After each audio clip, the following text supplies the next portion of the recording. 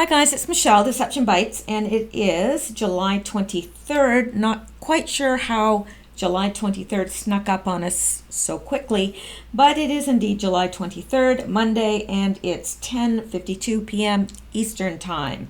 So I do have Q news for you, but of course I don't have Q posts for you because Q has not posted since July 4th. So I do believe, if I'm not mistaken, and I don't think I am, that this is the longest time Q has ever not posted.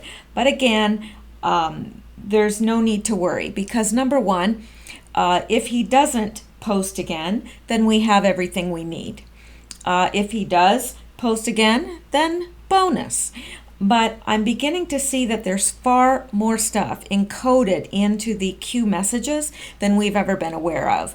And I am going to do a separate video on that, hopefully tonight, but if not tonight, tomorrow, because I ran across something on the web and I really didn't believe it at first. I watched the video and I thought, maybe not. But when I did it myself and took the codes and fed it in and did it myself, I saw that this person was indeed onto something. So I'm going to leave that for a second video because I've just got too much stuff that if I don't go over now, it's going to be not news anymore. It's going to be olds. And I don't know, what do you call old news anyway? There should be an actual word for it in the English language, and I think that we should perhaps invent one. Because actually Shakespeare invented, I can't remember, it's over 1,000 words that are now in the English language that came from Shakespeare. It's well over 1,000. I can't remember what it is, but it's a lot. Anyway, if Shakespeare can do it, why can't we?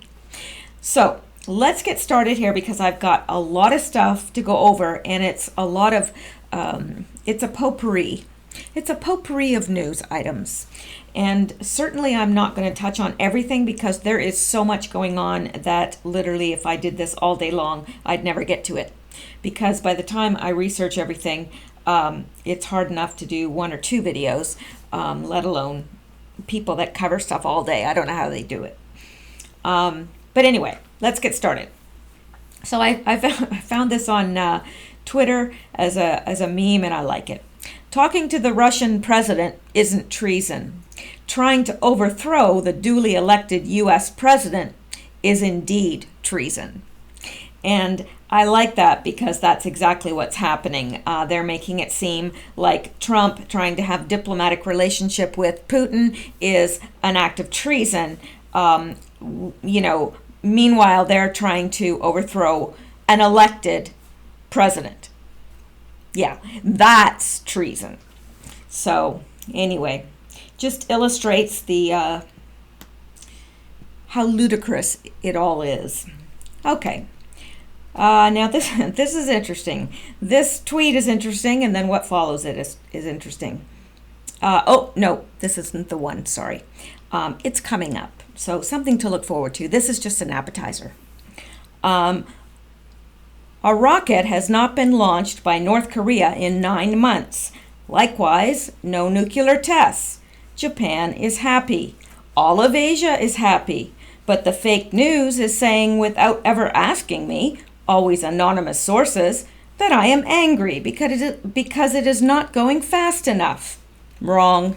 Very happy. So there's, because you know how it's being spun in the news right now. I'm seeing it on the Canadian news and the U.S. news.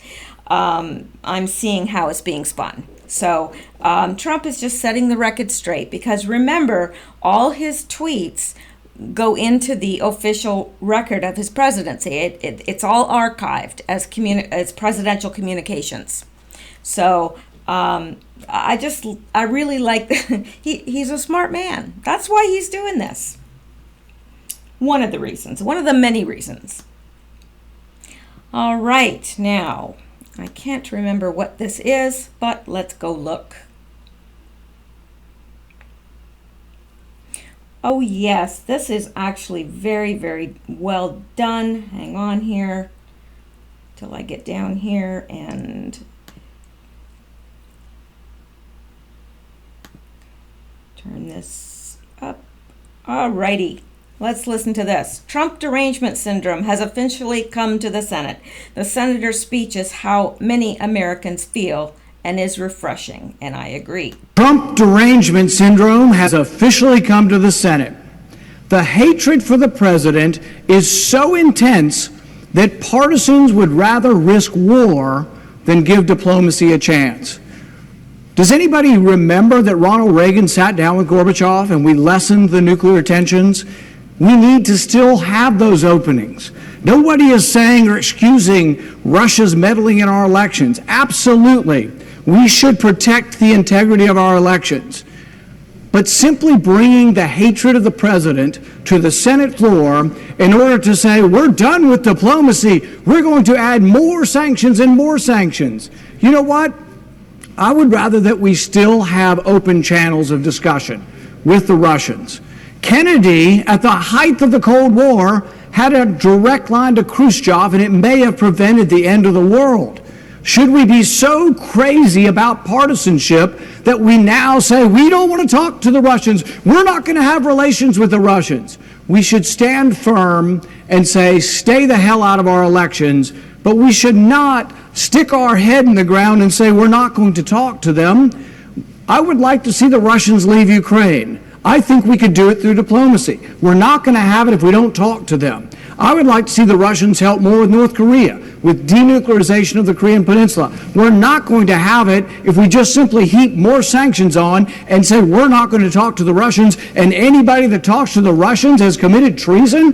For goodness sakes, we have the former head of the CIA, John Brennan, gallivanting across TV, now being paid for his opinion, to call the president treasonous.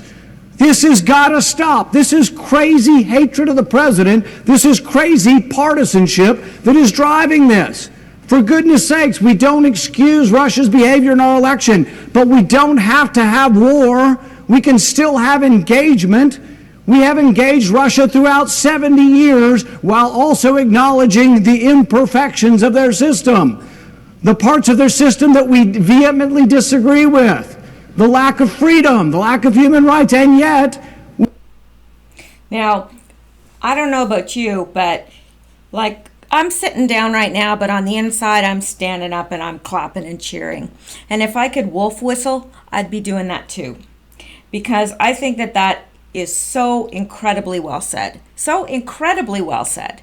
But I can just bet you that it fell on some deaf ears. I just bet you. But, man, that was well spoken. Very well spoken. All right. Now, this, now, of course, this is not that far from me, the Toronto shooting. And I thank Laura Loomer for being as courageous a young lady as she is. I respect her very much. And she put on her Twitter, breaking, Toronto shooting confirmed to be an Islamic terror attack. I called it when others refused to admit it. After stalling the media and denying the truth, Canadian police and Justin Trudeau have been forced to release the name. Faisal Hussein is his name. He is a terrorist. Now, I happen to agree. And she puts here, the Toronto shooter has a Sharia-compliant beard. He is also dressed in all black, which is the common attire for activated jihadis. So, yes, and this is happening more and more in Canada because I'll tell you, I used to live in Toronto when I was young, a teenager. And I had aunts and uncles that, I have an aunt and uncle that still live there, and an aunt and uncle who lived there until recently. I also know many people that have lived or live in Toronto. It never used to be this way, but I was shocked coming home from the States and going downtown Toronto, in the Union Station. Oh, Don't know why that escaped my mind, but near the Union Station area, I couldn't believe it. I couldn't believe it. I just sat there and I looked around and I thought, oh my gosh, there's like all these Middle Eastern people here. And I'm not saying they're all Muslims or that they're not welcome or anything else. I'm just saying I know that they're not being properly vetted because Trudeau is saying, oh, we welcome former ISIS. We welcome. In fact, there was a situation where a young woman who had been held as a slave of ISIS, got on a bus, and I think it wasn't Toronto, but it might have been London or St. Catharines, and there was the person who had kept her captive as a sex slave getting on the bus. Because Trudeau is not vetting these people. He's not. So, yeah, doesn't surprise me at all that it's a terror attack. But you'll never hear that out of the mouth of Justin Trudeau. He would never say it was a terror attack. Never. Unless it was a white person or a Christian. And then he would. But, yeah. So, thank you, Laura Loomer. Thank you for being so courageous, because really that takes courage. And I know here it's more so in the States where you just don't mention that it's a Muslim ever. So, yeah. So let's go here. I can't remember what this is about.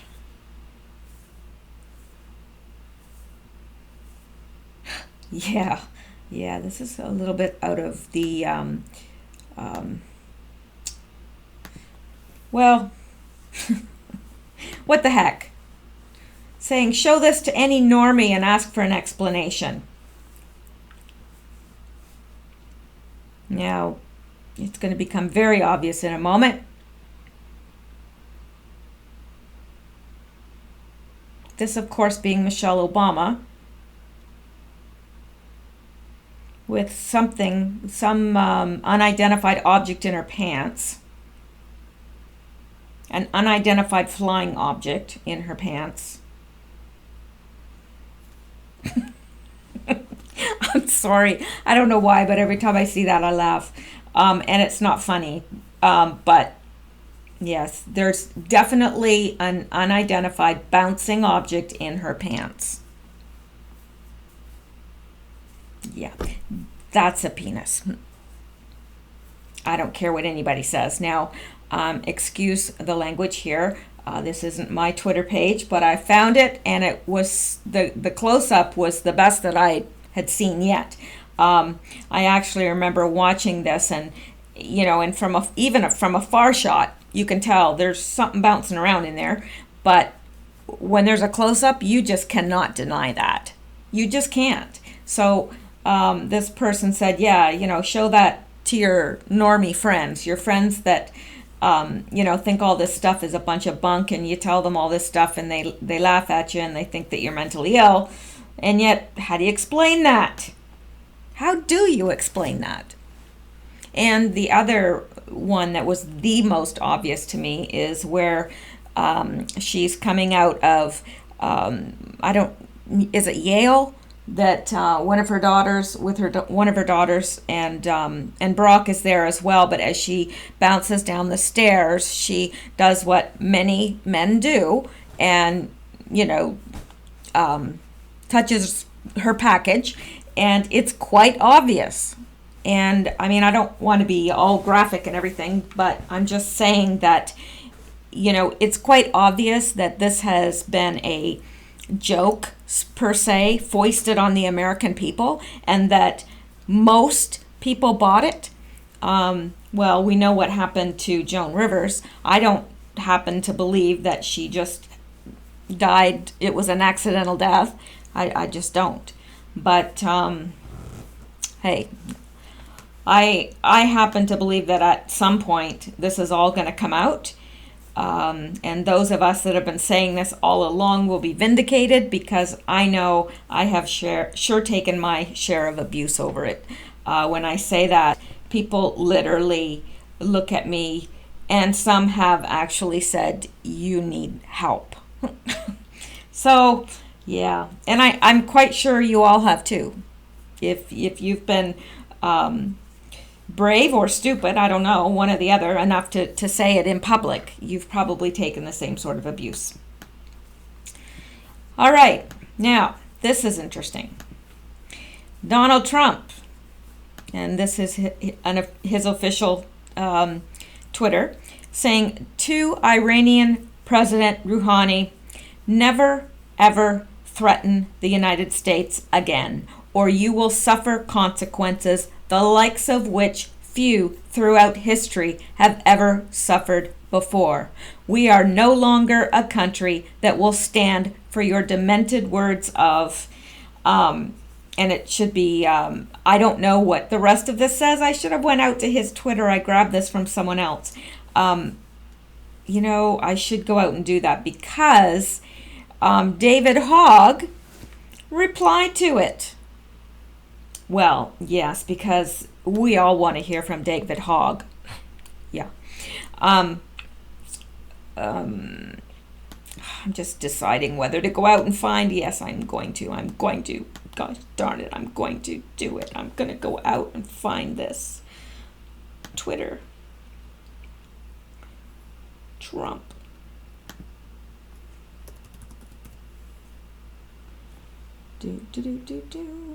Where is the, oh, here it is, the real Donald Trump. You got to go out to the real Donald Trump, not the fake ones. Okay, now let's go down to here.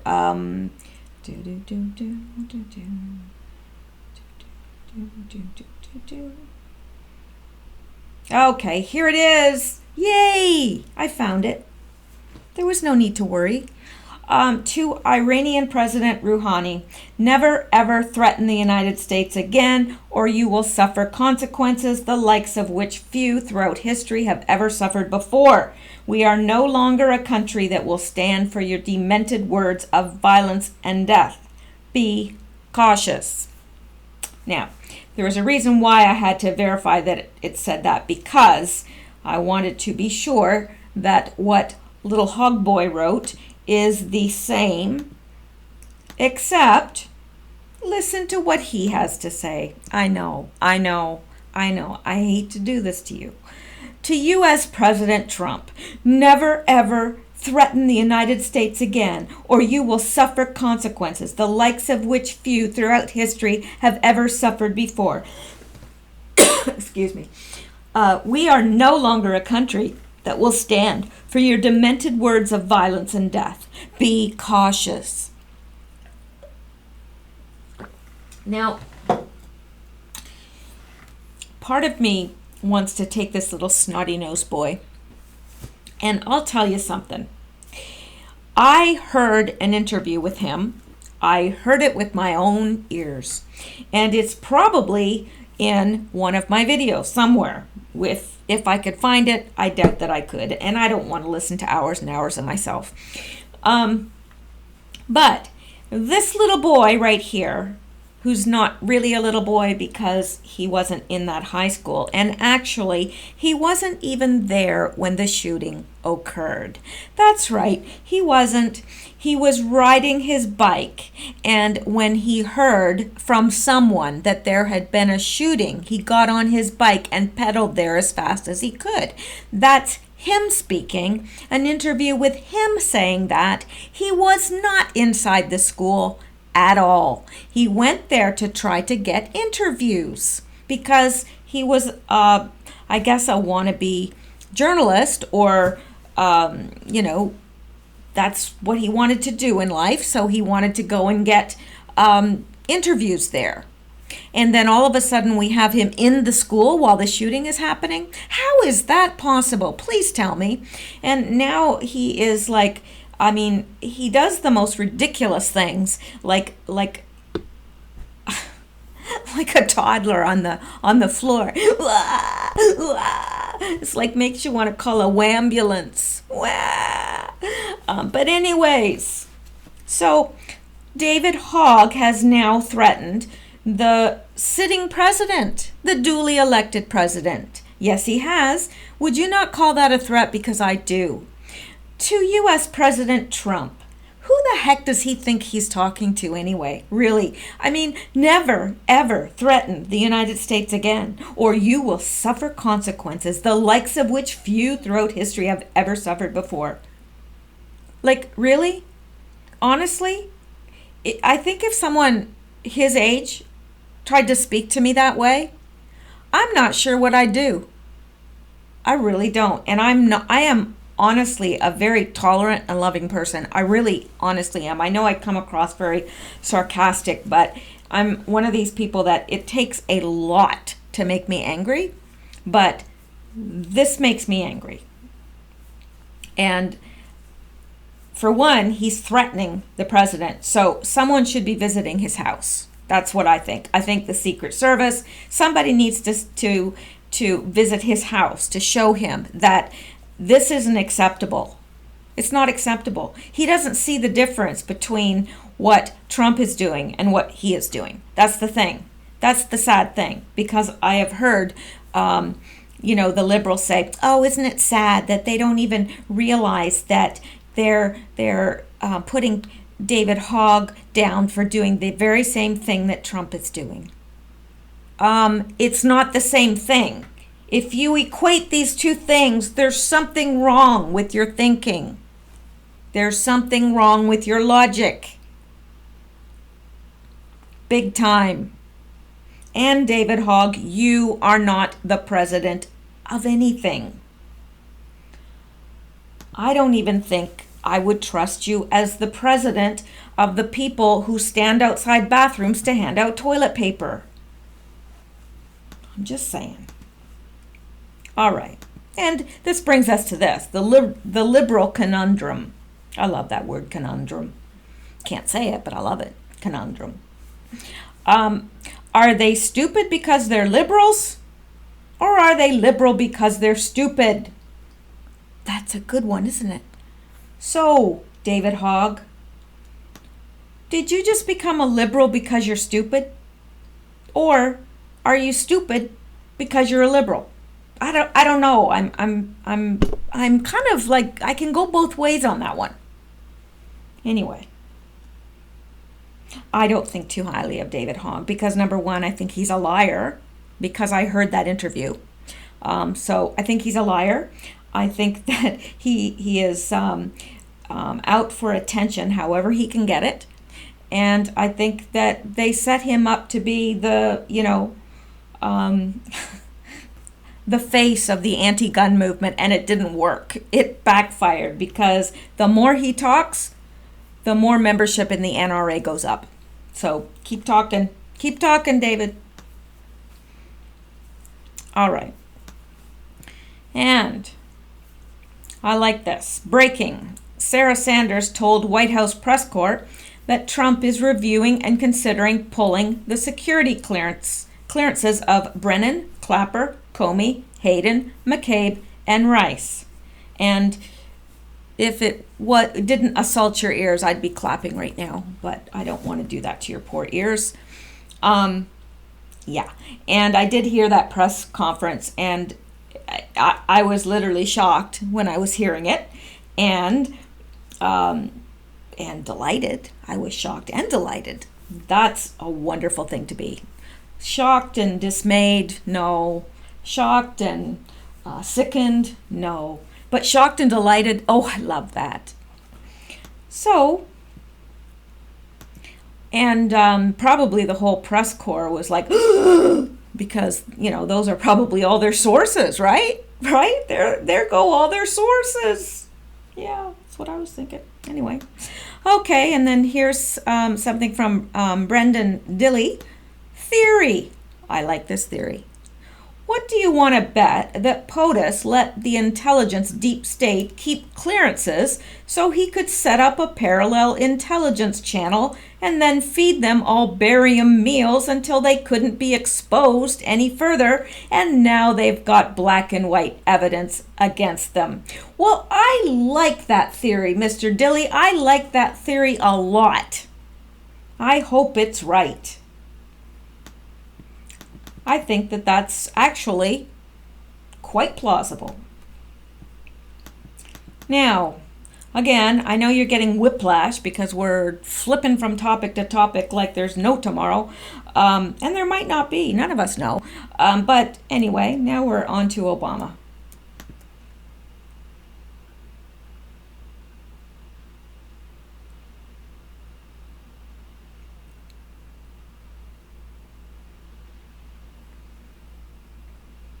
Alrighty. Obama was handpicked, was not a natural-born citizen. Congress knew it and tried to protect him. Anybody surprised? Anybody? Come on, you in the back row.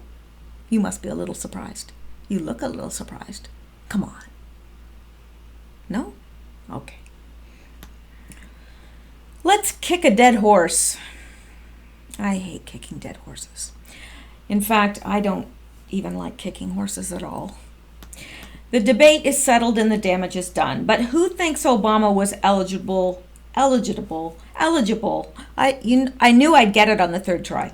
Eligible to be president.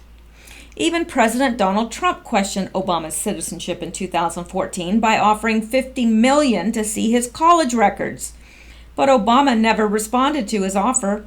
Nothing has been done to this point, and sadly, nothing ever will. Well, I hope that's not true. Let me show you today how Congress protected him from both sides of the aisle and guaranteed the debate would never go too far. In 1975, a representative named Joe Bingham introduced an amendment to remove the natural-born citizen constitutional requirement to become president. Why is that important? Because it was not until almost 30 years later that the issue would be addressed again. And it was not addressed only once, but multiple times. This is all part of congressional record. Remarkably, it just so happened to coincide with the meteoric rise of a man named Barack Obama, who would benefit greatly from the happenings by gaining his spot in the Oval Office. I'm about to share with you a brilliant piece of research from the Article 2 Political Action Committee. After reading, the foremost question on my mind is, if the natural-born citizen definition only requires one citizen parent, then why did they seemingly try so hard to change the law for Barack Obama? There are multiple links to official congressional documents throughout contained in the research below, so I would urge you to draw your own conclusions. But from my point of view, the research either strongly or at least partially or partly validates the following conclusions. Barack Obama was handpicked to be president. Some members of Congress on both sides understood that Obama was not natural born and tried to pass laws to pave the way for his arrival.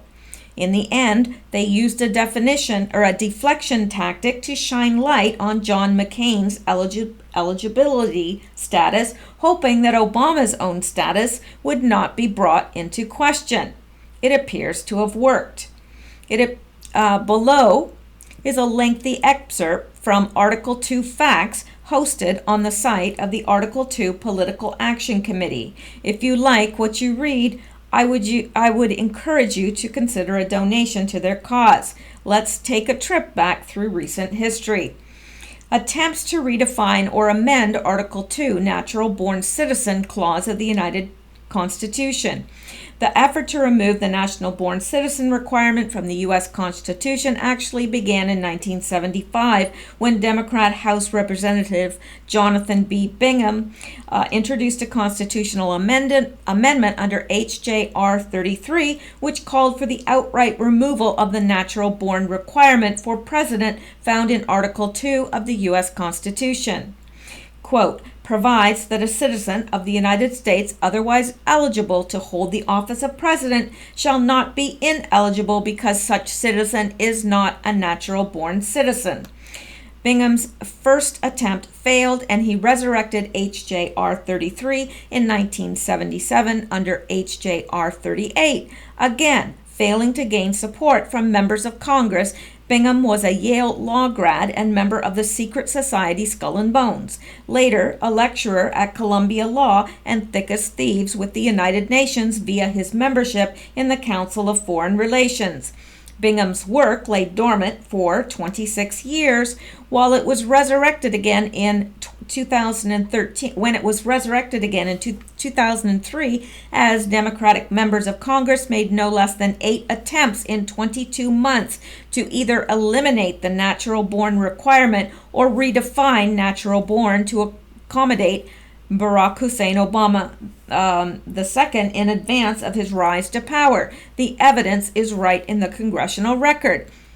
On June 11, 2003, Democrat House member Vic Snyder introduced H.J.R. 59 in the 108th Congress.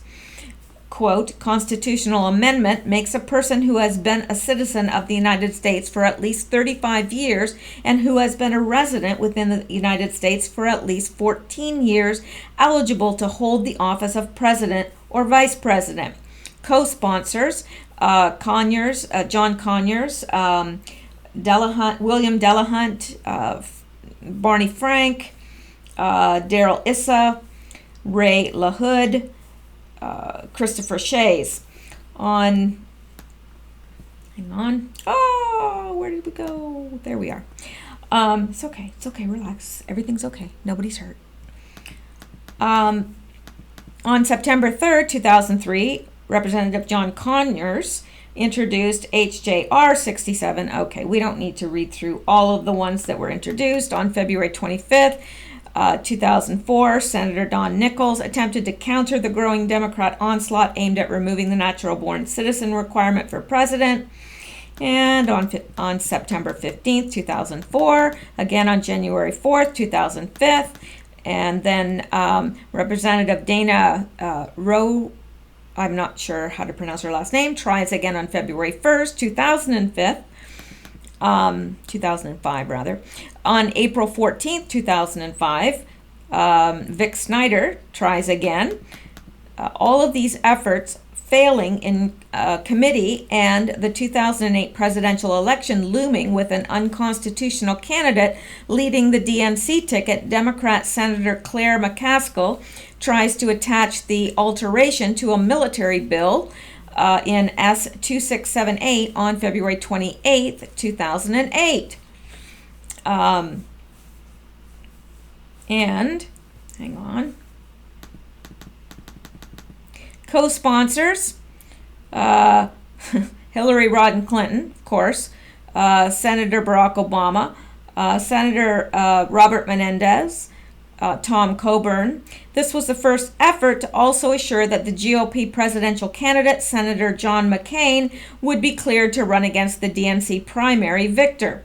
From June 11th to 2003 to February 28th, 2008, there had been 8 different congressional attempts to alter Article 2, Section 1, Clause 5, natural-born citizen requirements for president in the U.S. Constitution, all of them failing in committee, all of it taking place during Barack Obama's rise to political power and preceding the November 2008 presidential election. In politics, there are no coincidences, not of this magnitude.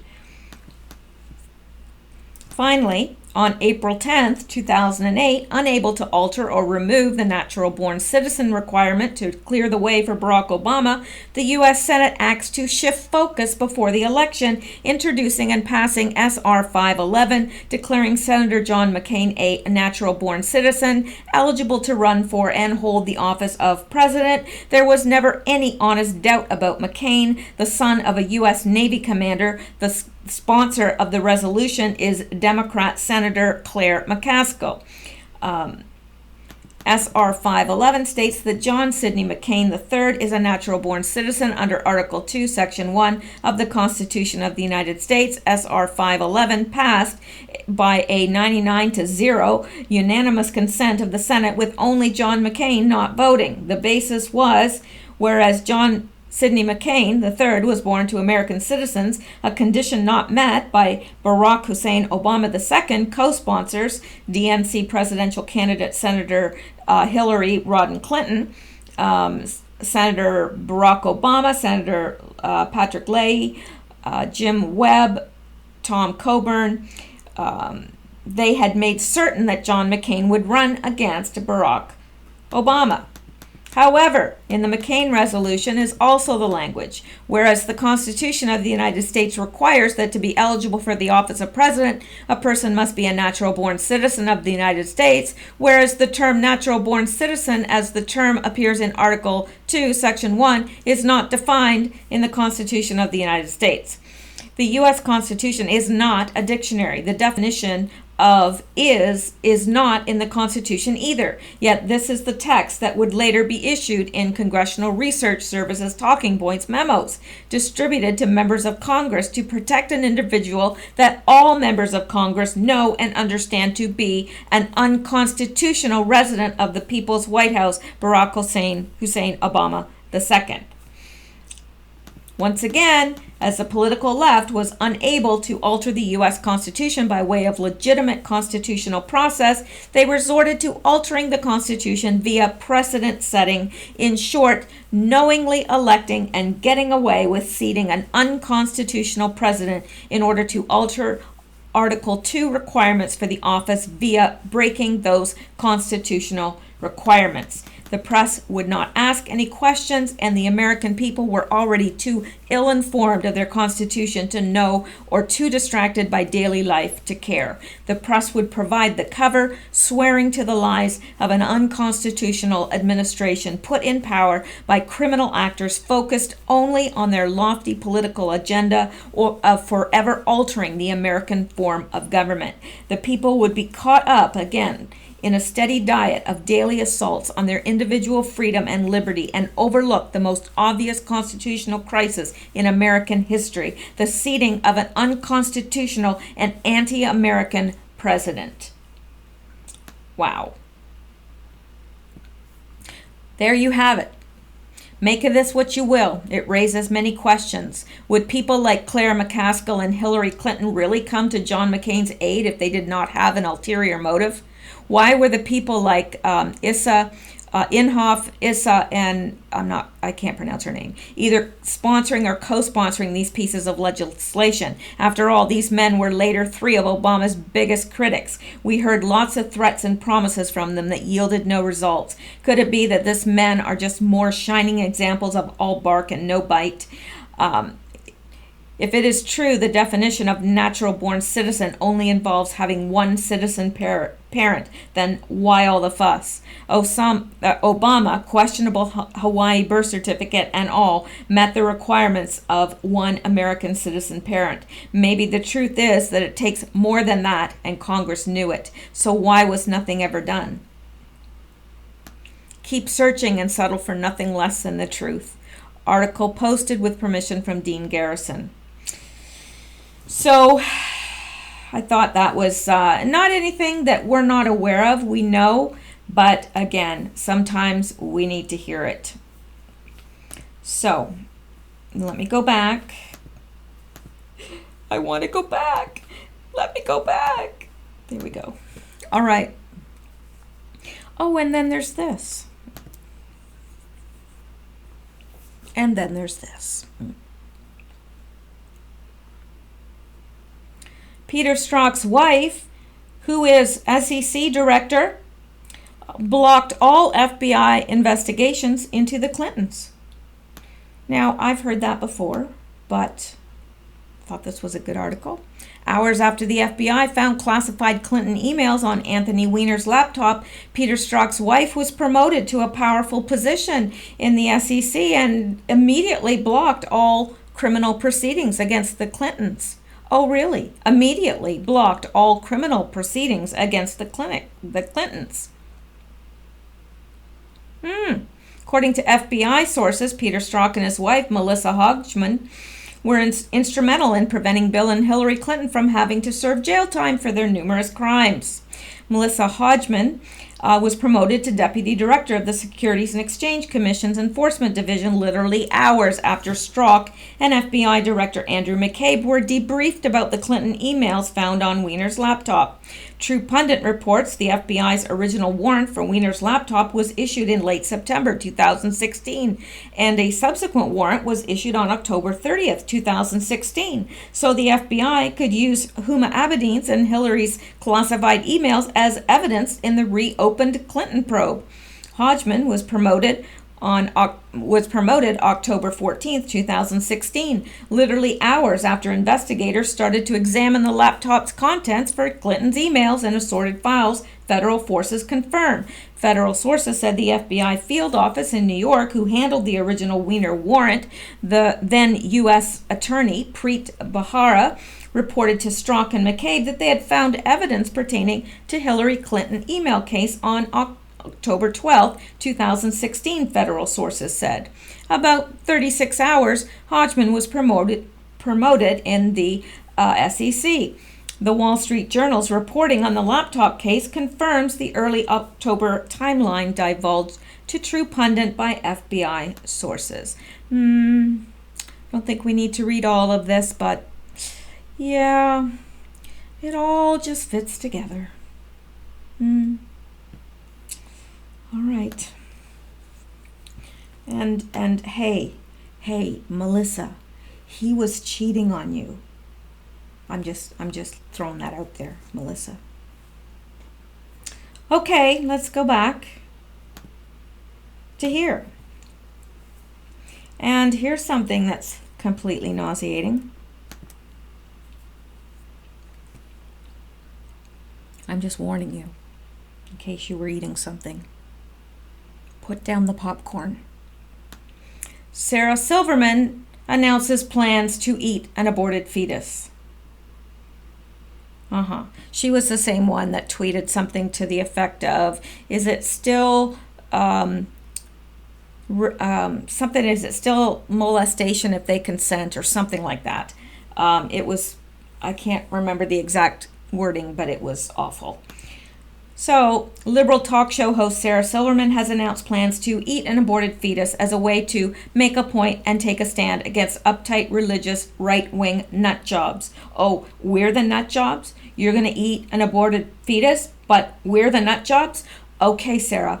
Who believe unborn babies are human beings. Oh, I know. We're just, you know what? I'm crazy that way. I'm just crazy that way. Thinking babies are real and everything.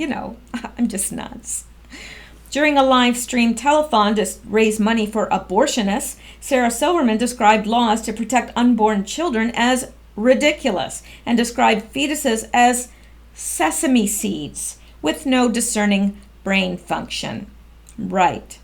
No. Sarah, you, my dear, are the sesame seed. You.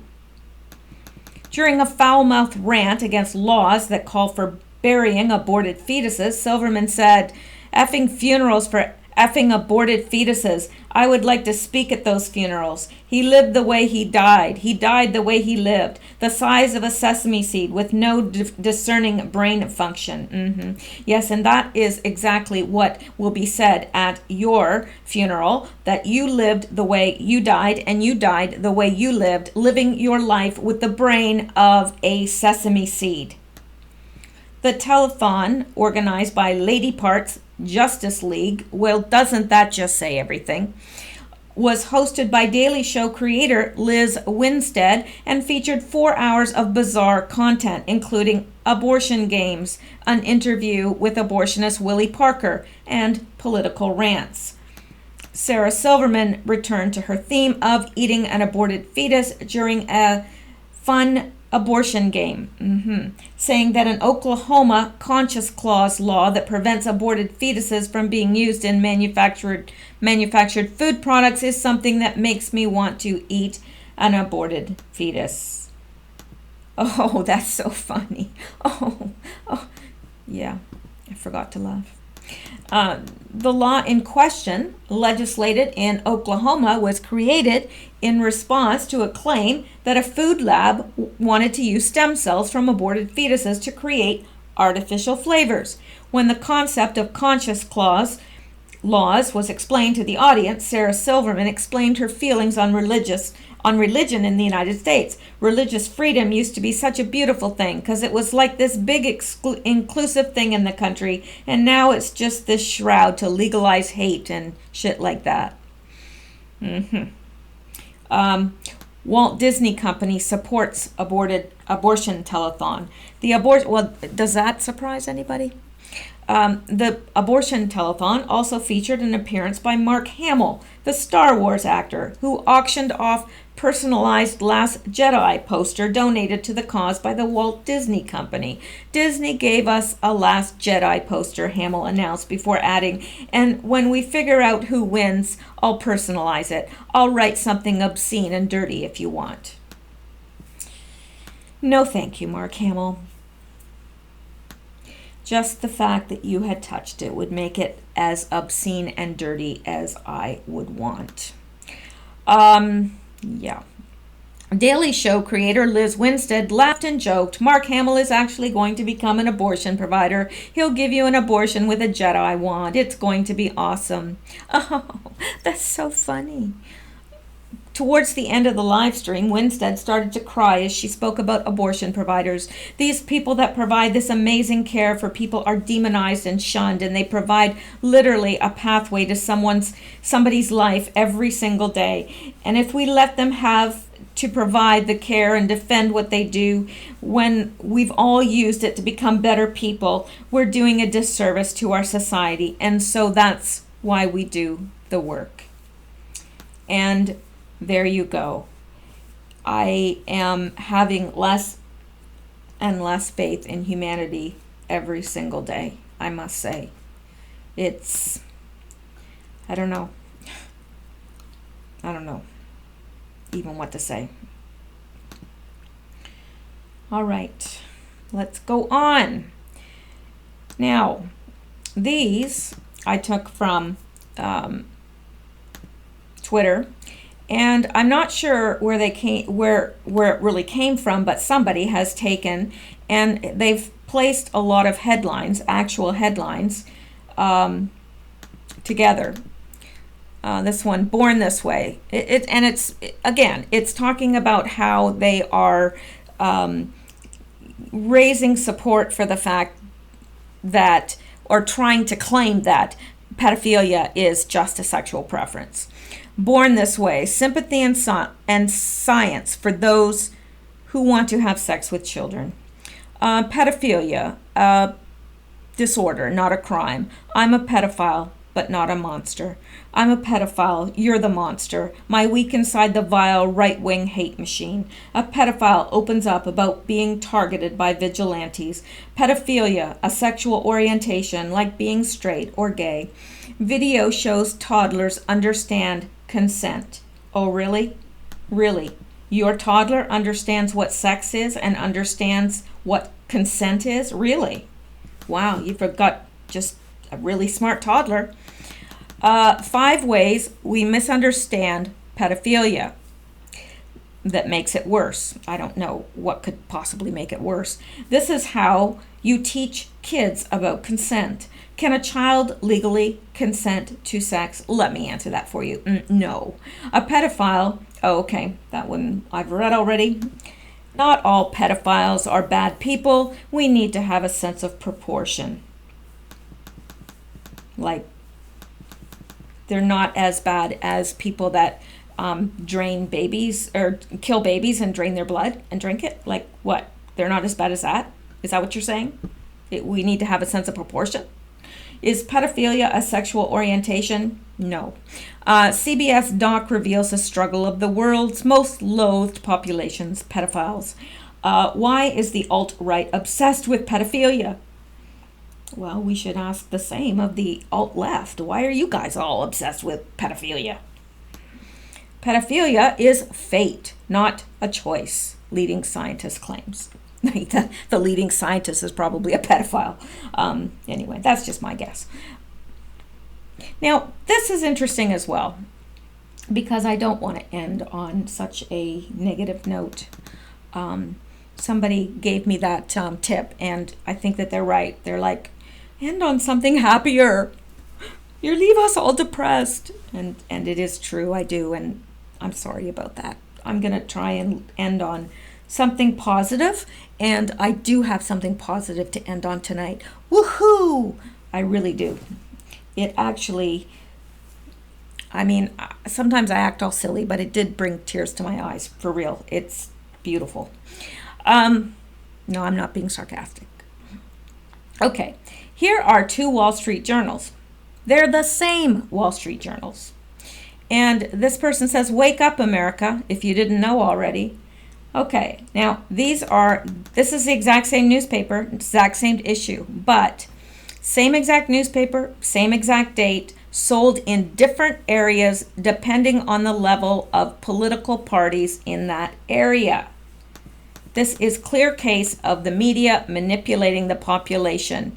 Open your eyes before it's too late. So look at here. Same date, same issue, everything. Trump softens his tone. Trump talks tough on wall. Like even the ads are a little bit different. This is said the rise of the loafer. This one says the loafer steps up. Like, interesting. Like this is the same, but I just think it's very interesting. Not that we don't already all know this, but oh, and here's Mr. Happy himself. She represented Hillary Rodham Clinton 17 times, Bill Clinton 40 times. Rod Rosenstein's wife, Lisa Barsumian, is Hillary Clinton's attorney. Nothing to see here. Oh yes, there's plenty to see here. Look at this. She represented Hillary 17 times and Bill 40 times. Rod Rosenstein's wife, Hillary Clinton's attorney. What do you think of that? Don't tell me, because if it's got a lot of swear words in it. Okay, now here we go. Hillary Clinton bashes Trump on immigration. Helsinki summit at Aussie Fest in New York City. President Trump wants to be friends with Putin for reasons that we're all still trying to figure out. Hillary Clinton. I don't think anybody's trying to figure that out. Are you trying to figure it out? I think it's pretty clear. Pretty clear to you? Pretty clear to me too. Okay, we're all good then. Let's move on. And you gotta love James Wood. I don't care what anybody says. If you are on Twitter, you gotta follow James Wood, because I mean, he's awesome. And I've heard that he is a member of Mensa. He is extremely intelligent, so I hear, and I have no doubt believing that from his Twitter account.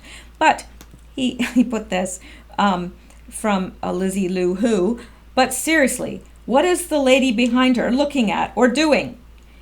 And this is what she was wearing. And literally, I think she has a colostomy bag or something under there. But James Wood says, she says, but seriously, what is the lady behind her looking at or doing? Refilling her vodka drip.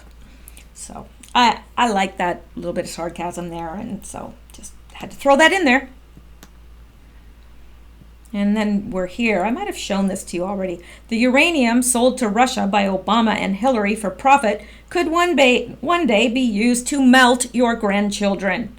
What's your definition of treason? Yeah. Yep.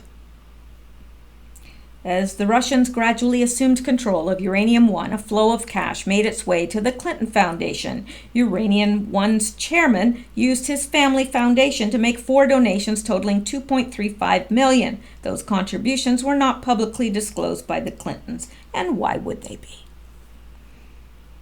Yes. Could one day be used to melt your grandchildren. I hate it when my grandchildren melt. I don't have children, and thus I have no grandchildren. But my prayer for you is that your grandchildren never melt, if you have them. They should be safe in this land called America. And then here's Chuck Woolery. Just a gentle reminder, everything the Democrats and the deep state are blaming on Trump, even to this day, happened while Obama was president, not Trump. So what's it all about? Democrat BS for the midterms. Yep, just about sums it up. No, actually, I think it does sum it up. Now, I think I am going to skip down here because, well, I can't. I'm sorry. I'm gonna leave a couple of these. I'm gonna leave a couple of them for another video, but I'll do this just because it's all big as all outdoors there in your face. Crooked Hillary goes all in and backs illegals over American citizens. Says she will pay for transportation for illegals to get to sanctuary cities. Just when you think her reputation couldn't get any worse, she offers this gem up. And then he says, lock her up. Oh, I agree. And what is she wearing? 2020, Hillary-backed illegal border crossers slam trunk at New York. These families will need vouchers and discounted tickets to be reunited over the thousands of miles, Hillary Clinton. Oh, it's all about the children, reuniting the children. She didn't care about the Haitian children, did she? The ones that she trafficked? She didn't care about the Haitian people that needed, shelter, and all those billions of dollars were raised, and like what, one house was built? Where did all that money go, Hillary? How come you weren't concerned about that? How come you weren't concerned about selling Russia our uranium? Which possibly could be used to, yes, melt us. Or how come you didn't mind, giving guns into the terrorists? What about all the children that they killed from those guns that you placed in their hands? What about that, Hillary? You don't care about that, do you? No, I didn't think so. And here we go. I'm the president. Of course you are, dear. Yeah. Oh, yes, and this is, I have to say this now because this one is another good one. I can't go now. Okay, ABC News suggested that parents put something important in the back seat to avoid accidentally leaving kids in a hot car. Now, read that again. ABC News suggested that parents put something important in the back seat to avoid accidentally leaving kids in a hot car. Something important? Like more important than your kid? Seriously? Like, you have to ask yourself, what are these people smoking? Oh, I'm going to leave this. So I'm going to really shrink it so you don't see it. You probably saw it already. Stop looking at it. It's for another video. Now, this is what we're going to end on right here, I do believe, because it's awesome.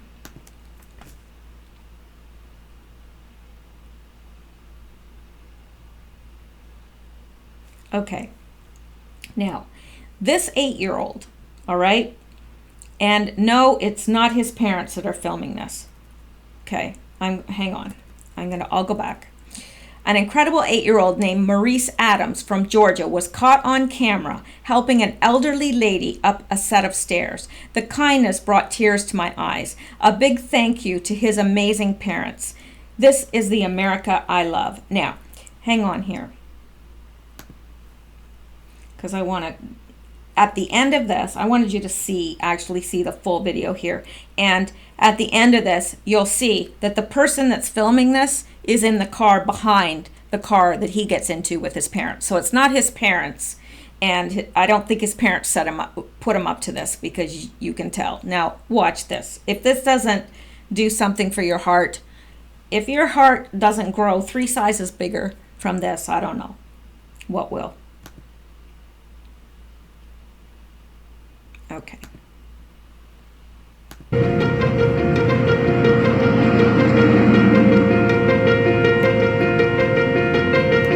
I got to turn the music off or they'll give me a strike, a video, Copyright strike. But look at him helping this lady up his stairs. And he stays with her till he gets her to the top, to the very top step. And then here comes a hug. Now, isn't that is precious. I want that little boy. I want to adopt that little boy. But seriously, that is just awesome. Now, you can tell that his parents are raising him right. Absolutely. So there's my positive thing to end on so that you all aren't depressed for the rest of the night. I may do another video tonight. It's 11:52 Eastern time, but I may do another one anyway because I'm not quite tired enough. But yeah, that's what I'm going to do. So I will stop for this one and make sure that if you want to be subscribed, that you stay subscribed, hit the bell button to be notified of all videos of, well, my videos. And aren't they the most important? No, of course they're not. Anyway, have a good night. Sleep well. Talk to you later. Stay safe.